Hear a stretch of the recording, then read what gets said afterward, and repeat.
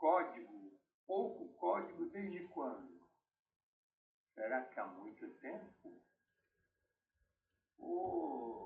Essa é a grande novidade aí do Bubble, Flutterflow, as grandes sensações para low code. Olha, sei não, viu? Low code desde 1981. Fazer código aqui, né? Fazer programa, ponto de programa, famoso if, comparar a posição, alterar. Isso a gente vai ver qual é a dor de cabeça de um programador, né? Gerar código. Mas olha só, hein? Desde 1981, vamos ver com detalhes. Bom, Java começa na Sun no ano de 91 e entra em vigor na web em 95. Olha lá, a Oracle comprando a Sun em 2008. Valorzinho baixo, 7 bilhões de dólares. A Borland, uma grande produtora de IDE, principalmente para Java e C, né? Foi um dos primeiros IDE famosos, o Delphi, dando banho em geral, em tudo quanto era aplicação visual. E o próprio Java Builder, né? Construtor Java. E engraçado que ela foi comprada no mesmo ano pela Embarcadero. E hoje ela não descansa, está tendo novos IDEs, Delphi e outros, que incluem conversores de linguagens na plataforma mainframe, em função dessa briga que já na área cloud, né, que está acabando com qualquer sistema operacional, e o que vale é a nuvem, né, a web. Tudo está lá disponível. Então, muitos mainframes estão querendo desativar suas funções, porque realmente, em alguns casos, mainframes estão muito, muito caros de serem mantidos. Mas, com a cloud, ficou bem mais fácil. Esse aí é uma revista Magazine IDB Free, que ainda tinha em 2006, e enfatizando aqui a venda da Borland.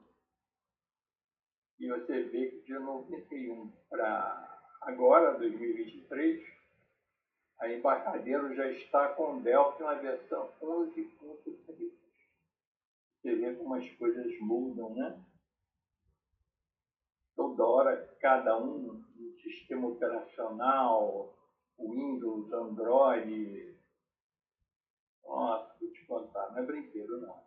Manter conhecimento de tudo isso para você ser um desenvolvedor, um programador, tá difícil. Em 91, aqui no Brasil que começou o uso da internet. 91. Engraçado que exatamente nesse mesmo ano, né, o Java começa na Sun.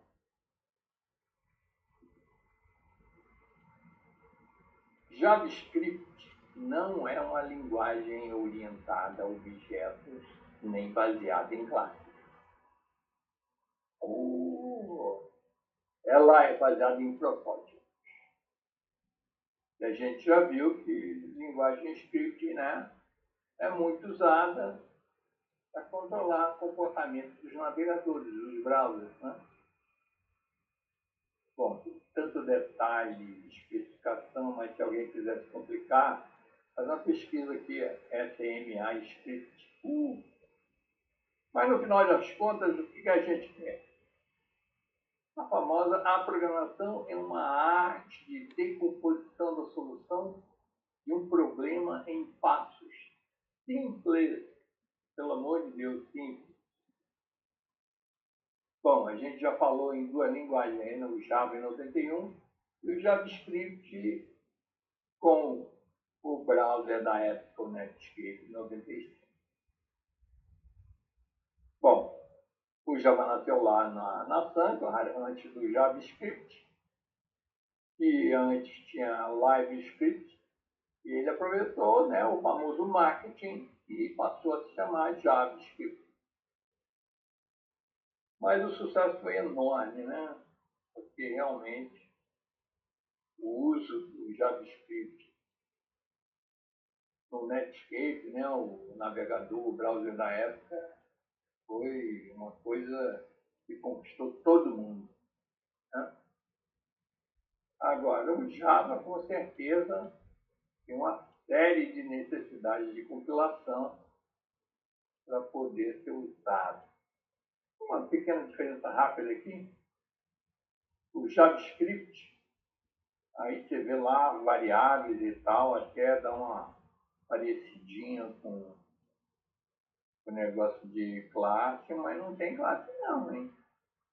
Olha só, tem objeto tal, com propriedades, e aqui não tem nenhum método. E aí você fala assim, de onde que saiu isso aqui, esse método? Ele vem do protótipo objeto. Quer dizer, tem uma outra filosofia aqui. Hoje em dia, inclusive, o JavaScript tem um monte de adendos fazendo com que ele vire uma orientação objeto mesmo. Deus me diz, ô coisinha que eu detesto. Olha aqui o Java. Olha só o Java. Tem aqui um jogo da velha que a gente vai ver como foi a solução. E a gente sabe que Java tem que definir classe, métodos, instanciar a classe para comandar a execução. Isso aí. Voltando no tempo, né? A gente sabe que em 78 esse microprocessador aqui era o sucesso. Salvar código, a gente sempre fala que é uma coisa instintiva, né, do programador. Salvar código. Fiz um código, vou guardar isso aqui vai virar uma função, né? Eu poder usar depois. Aí a gente pode chamar essa função o quê? Objeto, protótipo. Agora, só de brincadeira, a gente sabe que um microprocessador tem milhares de componentes, né? Então a gente tem um bocado de objetos microscópicos, cada um com uma função. Olha aqui mais uma linguagem, um assembly, vamos dizer assim, que é o primeiro simbólico antes de que um microprocessador passe a ter as suas instruções, né? As famosas instruções de máquina. Não vamos tentar aqui, né? Mas a gente pode dar uma olhada aqui que tem um call printf. E a gente dá uma olhada assim pelas observações, a gente vê que ele está instanciando o printf object. Não? É um procedimento, né? Tá aqui. A gente já sabe que o programa é mais ou menos escrito com uma linguagem parecida com a linguagem humana, né? E acaba sendo traduzido para linguagem de computador, né? Nas instruções, né? Move, compara, jump, as instruções do passo a passo da solução.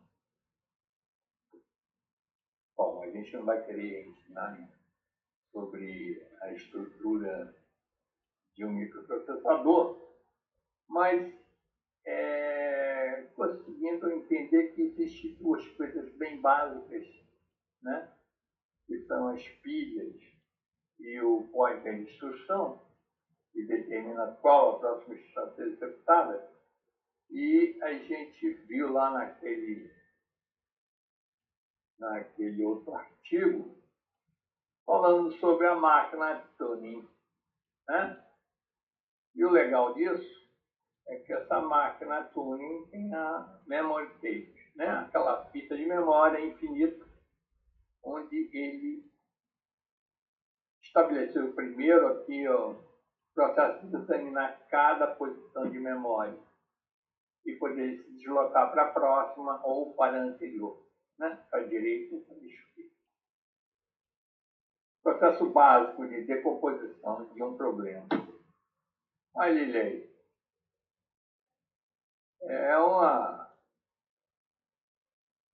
Essa parte gráfica aqui achei muito legal, né? A maquininha aqui de Turing olhando uma determinada posição de memória e podendo ir para a direita ou para a esquerda da fita de memória. Vamos dar uma olhada. Aqui a gente pode ver que é um resumo gráfico, né? De um programa, né? Aí tem o label state, né? Estado 23. Tem aqui a principal instrução de um programa, que é o tal do if, que examinando cada posição de memória. Ele poder apagar essa posição de memória, gravar né? E se mover para a direita e depois pode ir para estado, né, o ponto 359 do programa.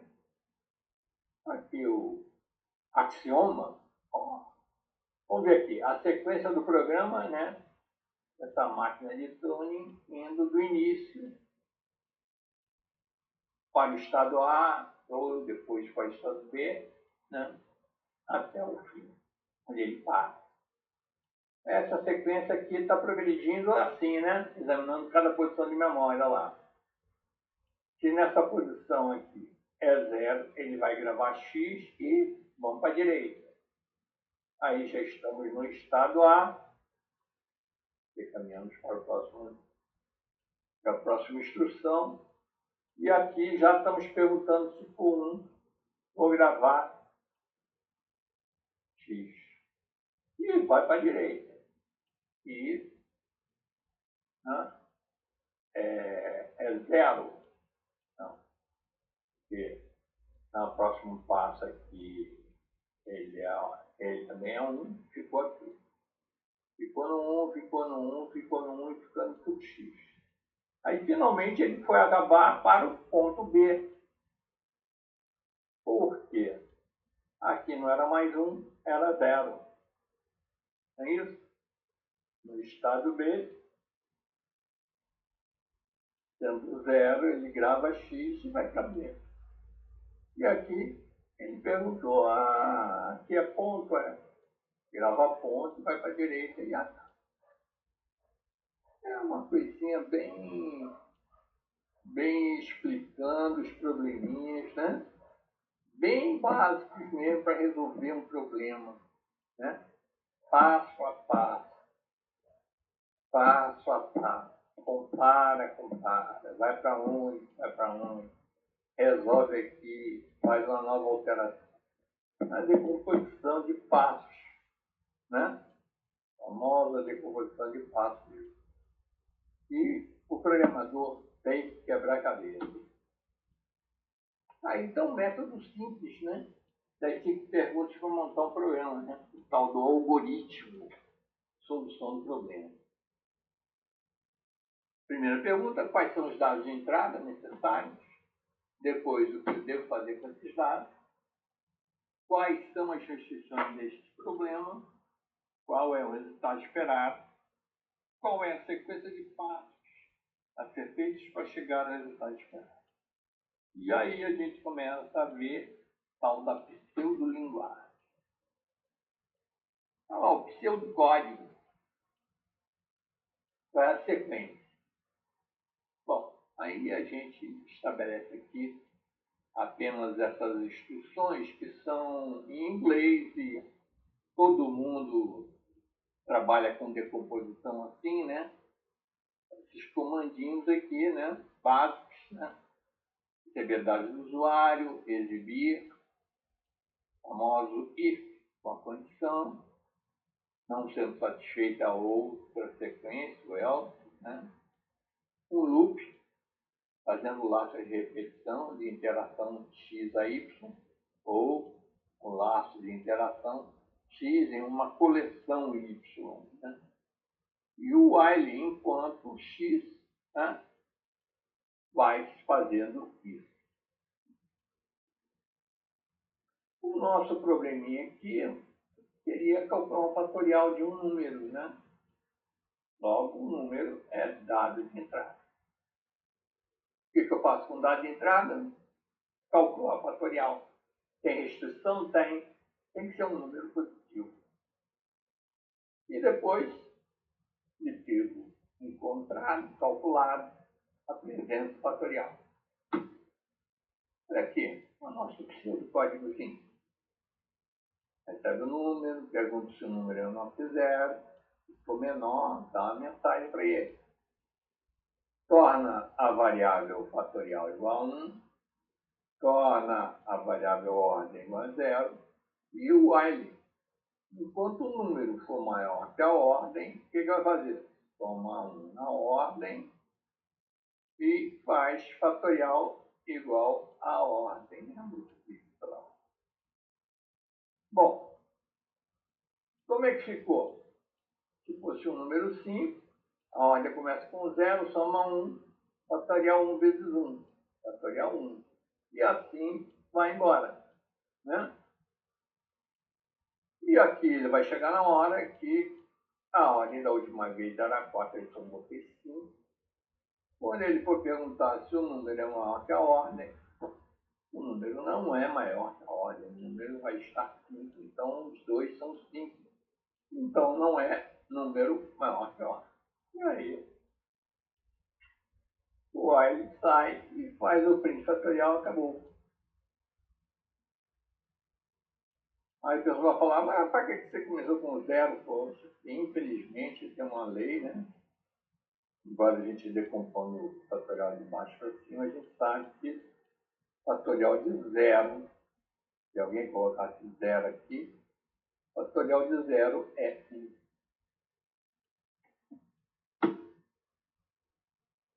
Caramba, Java tem muito pedaço. Meu Deus. Ele tem muita ramificação, está enfiado em tudo quanto é lugar, em tudo quanto é computador. Meu Deus do céu. Contar o Java não é brinquedo, não. Que eu botei aqui. Combustível fóssil. O Java é um combustível fóssil. Apenas os browsers aqui usam carros elétricos. O resto, mano, tem tudo. Até o cartãozinho de crédito tá lá. Não é brincadeira, não. Vamos ver aqui resolvendo o jogo da velha. Com JavaScript e Java. Um browser. Então, o algoritmo. Quais são os dados de entrada necessários? Precisamos agora um local da jogada X e o local da jogada O. Né? O que eu vou fazer com esses dados? Verificar se tem 3 dados iguais em uma mesma direção de locais. Né? Linha, coluna, diagonal. Lembra o jogo da velha? Quais são as restrições? O local da jogada já está preenchido, né? Então, pode jogar no lugar que você já jogou ou que o outro já jogou. Qual é o resultado esperado? Pode não ter nenhum ganhador, famoso velha, ou encontra a jogada ganhadora de 3x ou 3O.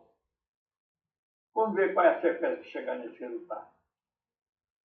Bom, em JavaScript aqui, né, essa já instrução, né, aqui montando o title da aba do browser, né, e aqui embaixo todas as instruções, né, formatando o tabuleiro, o botão, né, no botão um clique aqui do novo jogo, ele vai fazer uma função chamada novo, depois a gente vai ver isso tudo.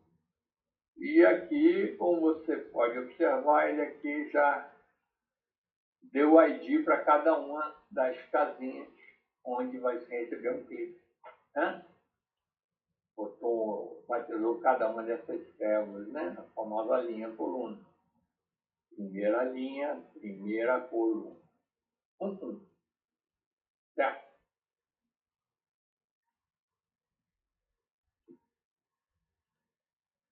Aqui depois temos ainda uma declaração de qual a linguagem aqui, o JavaScript, né? O tipo, o JavaScript pode usar outras linguagens, né? Aqui está definindo o primeiro valor da letra, vai ser quem jogar primeiro fica sendo X. A função joga aqui, que ela é acionada quando alguém clica, né? E é o quê? Ele verifica se tem alguma restrição, o tipo já está preenchido, coloca a letra no local, né?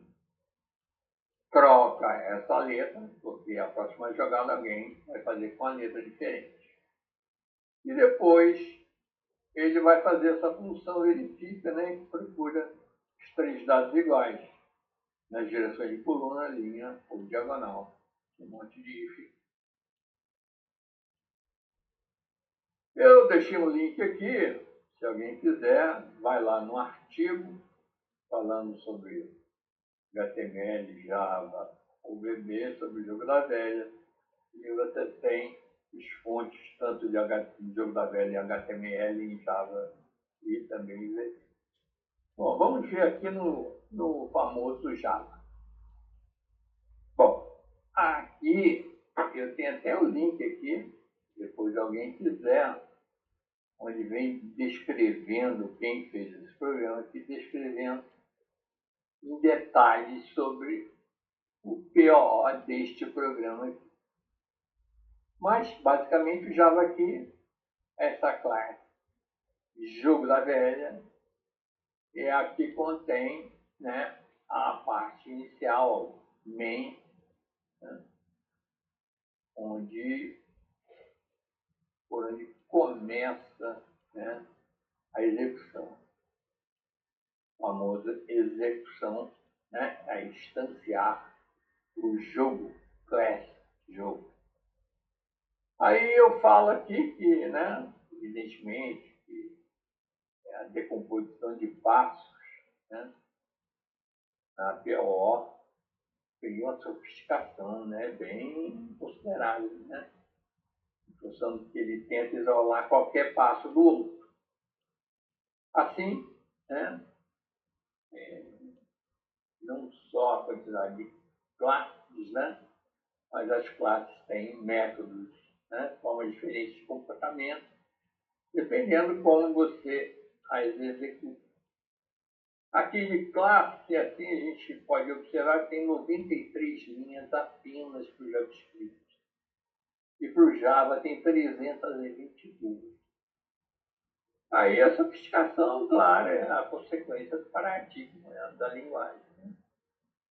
Vê que eu falo aqui que, além dessas classes aqui, né, que a gente comentou, né, a classe jogo da velha, né, e a classe jogo,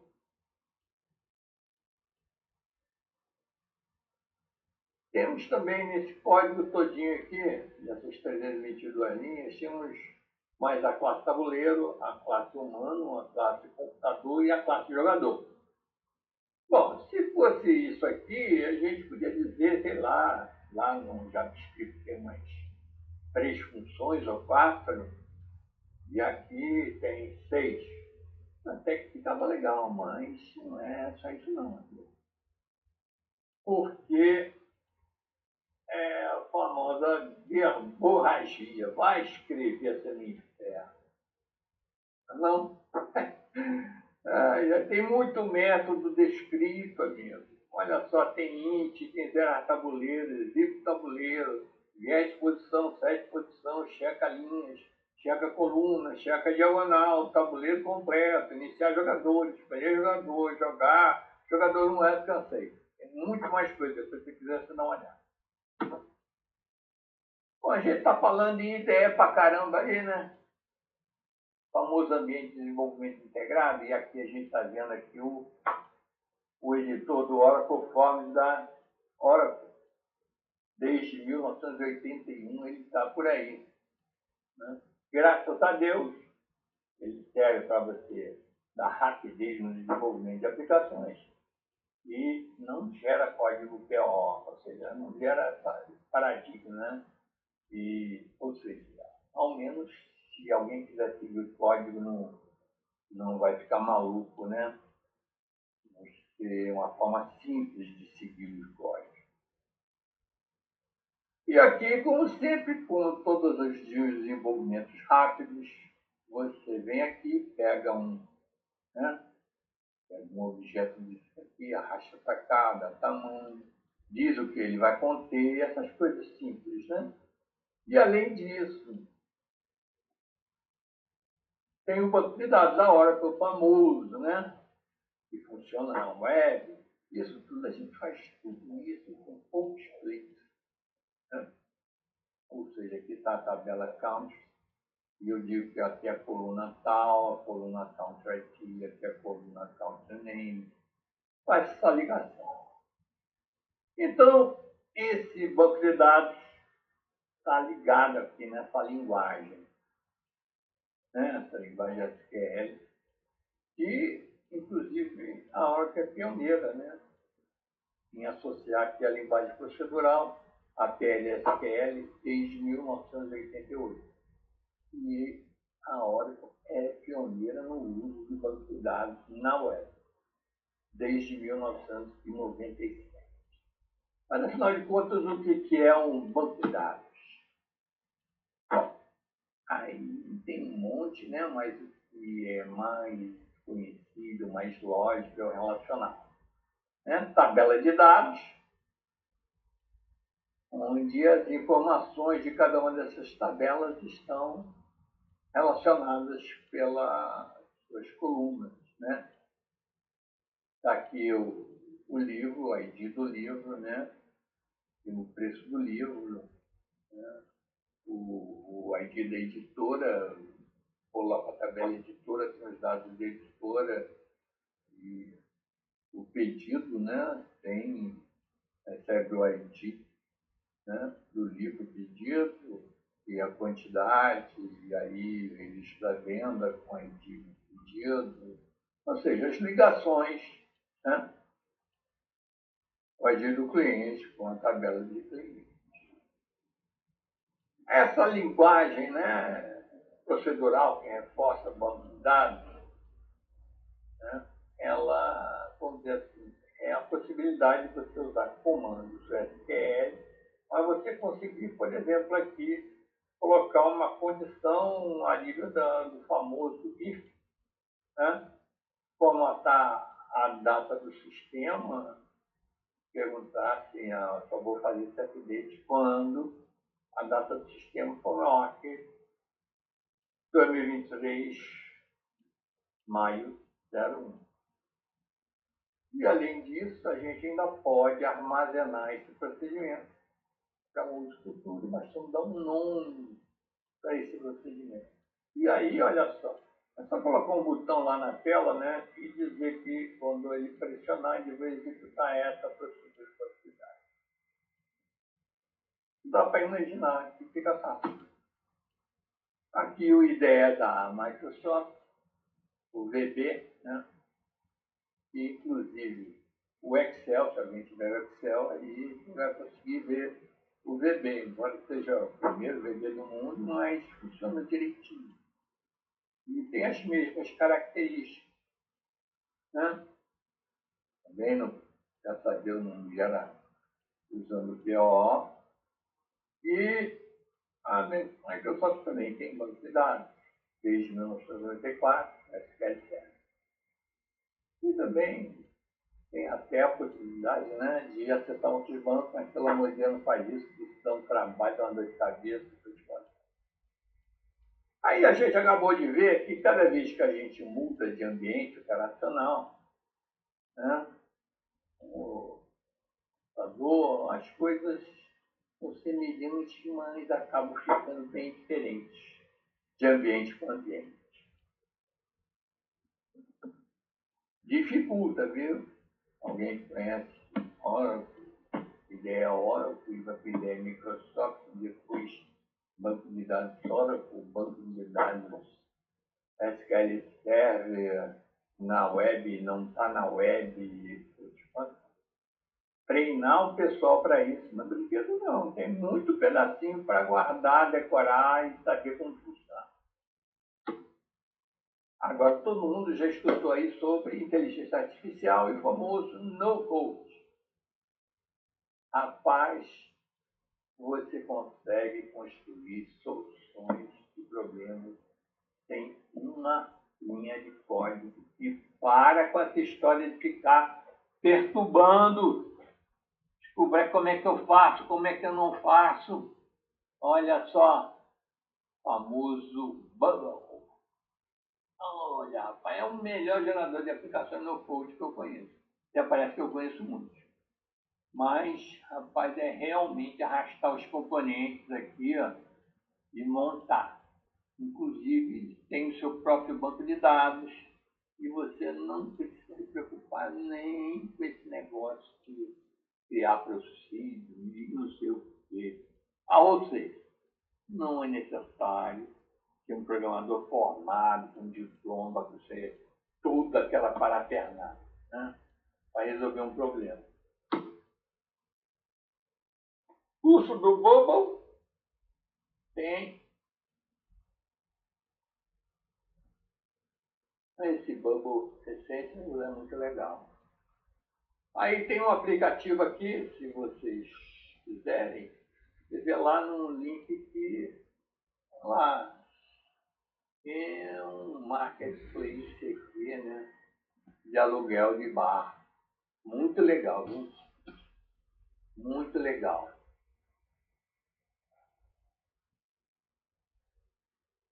E, se quiser, tem um link aqui também para... São 9 vídeos de 15 minutos cada, você vê passo a passo como esse aplicativo aqui foi criado. Você vê que não tem mistério, é uma coisa que qualquer um, dando clique, puxando, arrastando, resolve.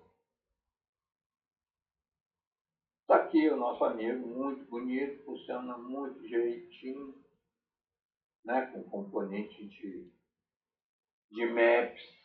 É muito legal, se você quiser, vai lá. E tem aqui o link na Wikipedia que te mostra do potencial. É legal o potencial dele, viu? Os caras aí estão ganhando dinheiro. Estão ganhando dinheiro desde 2012, 6 milhões lá, arrecadados. Você dá uma olhada lá que você vai ficar abismado. Pessoas dando suporte com Bubble, levantando aí 375 milhões de dólares. É uma coisa bacana, hein?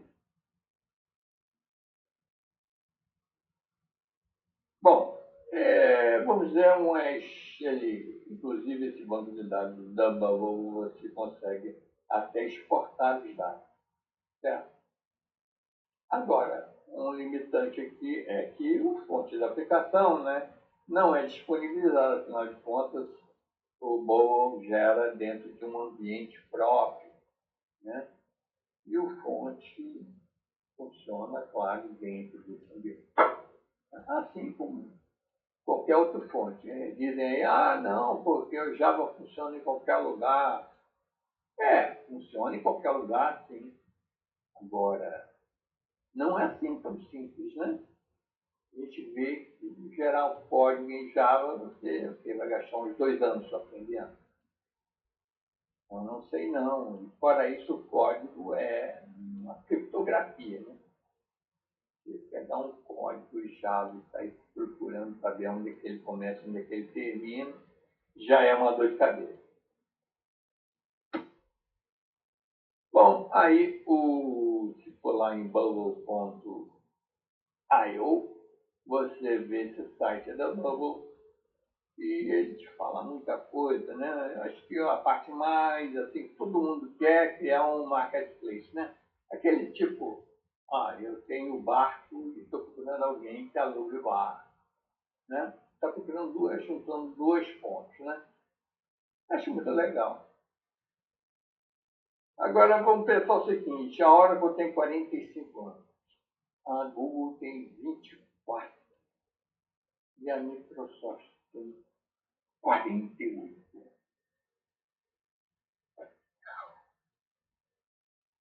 A Bubble tem o quê? 12. Bom, independente disso, olhando aqui os maiorais, está lá o Microsoft com o maior sistema, mais usado sistema operacional, o Windows. Tem lá o Office, famoso agora 365, que está ganhando também até inteligência artificial. Tem o ambiente.net, né, onde a gente usa o famoso VB. A Oracle tem o banco de dados mais usado no mundo. Tem o Oracle Forms, na Cloud mesmo, né? E os apps da Oracle, né? E a famosa linguagem Java é Oracle. A Google, indiscutivelmente, tem o melhor sistema de funcionamento na web. O browser indiscutível Chrome. Linguagem Go e Bubble, usando, né, linguagens criadas pela Google, né?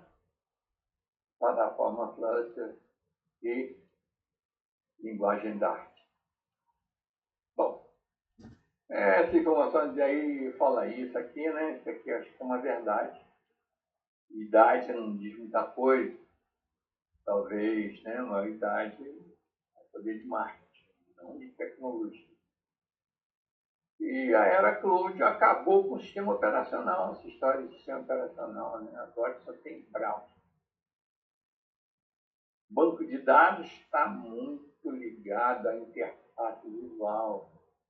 Então, tem uma interface visual, o banco de dados Oracle está muito frio aqui dentro do banco e dentro de quem fez esse visual. Então, as coisas aqui, ó, funcionam muito bem. Se você fizer tudo aqui dentro do ambiente Oracle, está ótimo. Ou tudo do ambiente Microsoft, está ótimo. Não tem que usar dentro do Microsoft o banco de dados Oracle, que vai ser uma coisa louca. E também o contrário. Agora, com isso, a quantidade de pessoal e tempo de treinamento, né, para toda essa parafernália aqui de software, vai gerar uma obrigação. Meu Deus do céu, esse tempo de treinamento aqui. Alguém sai e você fica sem pai, sem mãe. Agora, com o no-code, com uma velocidade muito grande para se gerar uma aplicação e ela não depende de gerar tanta parafernália de software, né? E com code, né? Inteligência artificial. Bom, amigo, eu abandono Java tranquilo, assim, porque não tá coisa horrorosa. E o negócio com isso, você consegue uma independência na web, o negócio é dentro da web, né? Dentro do browser. E a restrição de não ter fonte não atrapalha nada, né?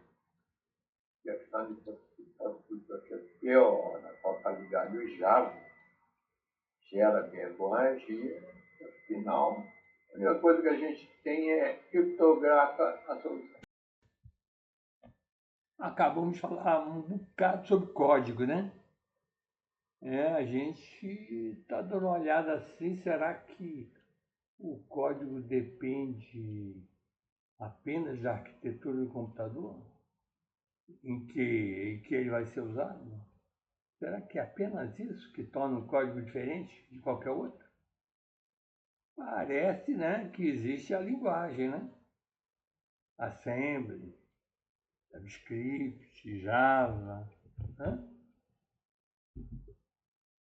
E aqui o IDE, que eu gosto de usar como interface de desenvolvimento expresso, rápido. O IDE aqui no JavaScript do nosso jogo da velha o IDE é o próprio browser, né? Aliado com a linguagem JavaScript e HTML, que basicamente para formatação, né? Formatação do tabuleiro, certo? Você vê que é um código que tem uma cara assim de formatador, né? De, de tela, né?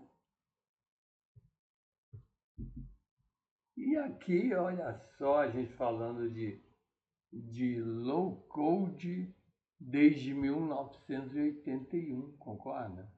O Oracle Forms aqui, facilidade de criar uma aplicação, escolha a tabela, né? Peço aqui para, olha, eu vou querer colocar aqui uma caixinha aqui, outra caixinha aqui, e essa aqui vai conter o Country ID, a coluna Country ID, a outra Country Name do banco de dados, né? Região ID, e pronto. Está tudo pronto, fica muito mais fácil. A gente vê que aqui temos a facilidade de arrastar, né, os objetos.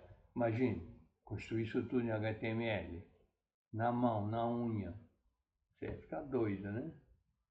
Bom, então, low code tem desde 1981 e integrado com um banco de dados da Oracle.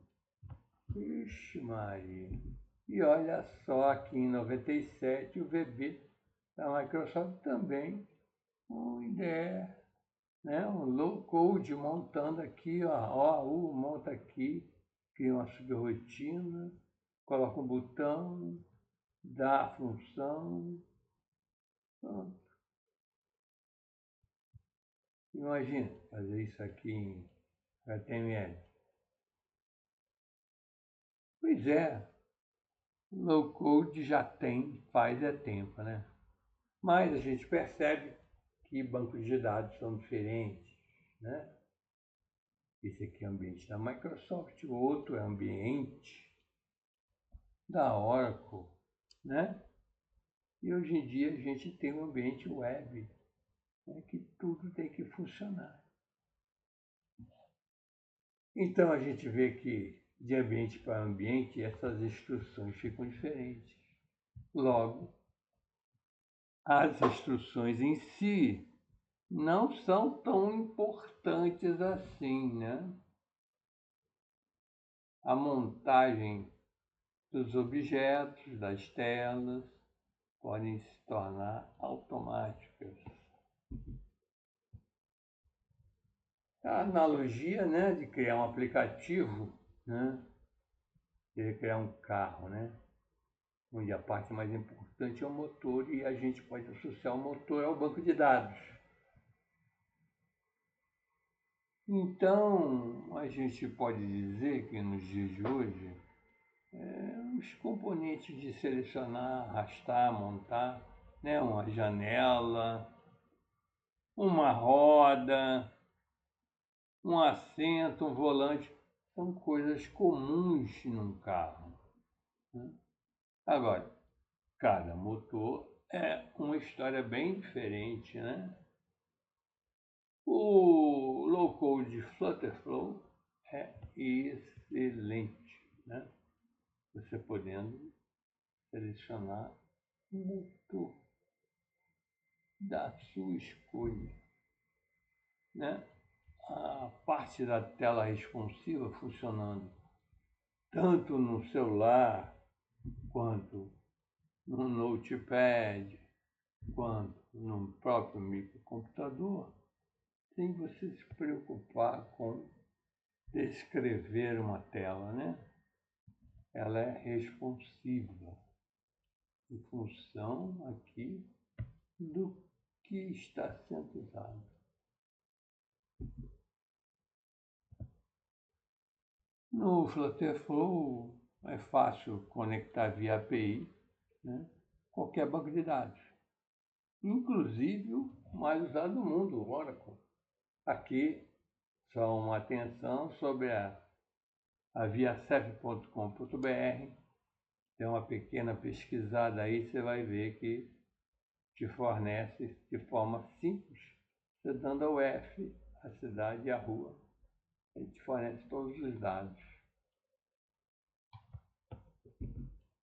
Então, o Flutterflow, com todas as suas facilidades de selecionar e arrastar, de poder clonar projetos já existentes, criar códigos personalizados, criar seu código especializado e poder exportar todo o código de toda essa sua aplicação para uso em um site particular. Você não depende do ambiente.